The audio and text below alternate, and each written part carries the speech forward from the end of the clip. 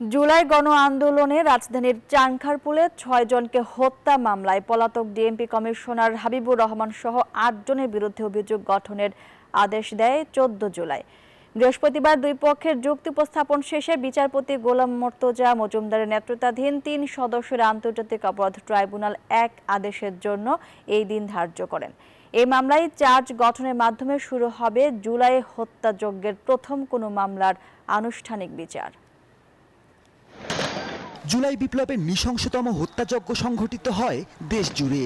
তার অন্যতম হটস্পট ছিল রাজধানীর চানখারপুল এলাকা।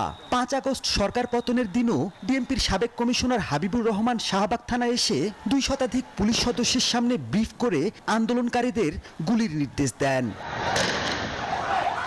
ঊর্ধ্বতনের এমন নির্দেশনা পেয়ে সেদিন আরো বেপরোয়া হয়ে ওঠে আইন শৃঙ্খলা বাহিনী। ছাত্রদের লং মার্চ টু ঢাকা কর্মসূচি দমনে চালায় নির্বিচারে গুলি। চানখারপুলে সেদিন শহীদ হন স্কুল ছাত্র আনাস সহ ৬ জন। সেই ঘটনায় দায়ের করা মামলায় গ্রেপ্তার ৪ আসামির পক্ষে অব্যাহতি চেয়ে আবেদন করেন তাদের আইনজীবীরা। পলাতক ৪ আসামির পক্ষেও অব্যাহতি চেয়ে আবেদন করেন রাষ্ট্রনিযুক্ত স্টেট ডিফেন্স। শুনানি শেষে মামলার চার্জ গঠনের জন্য আগামী ১৪ জুলাই দিন ধার্য করেন ট্রাইব্যুনাল এক।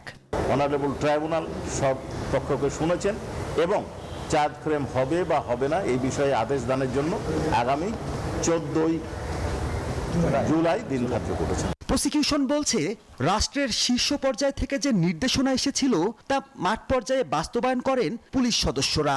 কাজেই দায় এড়ানোর সুযোগ নেই কারো। একজন কনস্টেবলকে আপনারা দেখেছেন গুলি করছে কাকে?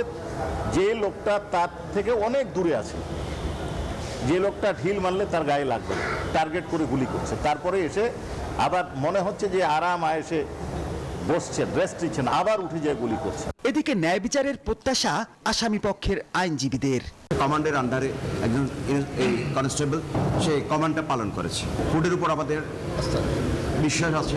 এর আগে সকালে এই মামলায় কারাগারে থাকা ৪ আসামিকে ট্রাইব্যুনালে হাজির করা হয়। পলাতক আছেন ডিএমপির সাবেক কমিশনার হাবিবুর রহমান, সাবেক যুগ্ম কমিশনার সুদীপ কুমার চক্রবর্তী সহ ঊর্ধ্বতন ৪ পুলিশ কর্মকর্তা। মাহমুদুল হাসান, নিউজ 24, ঢাকা।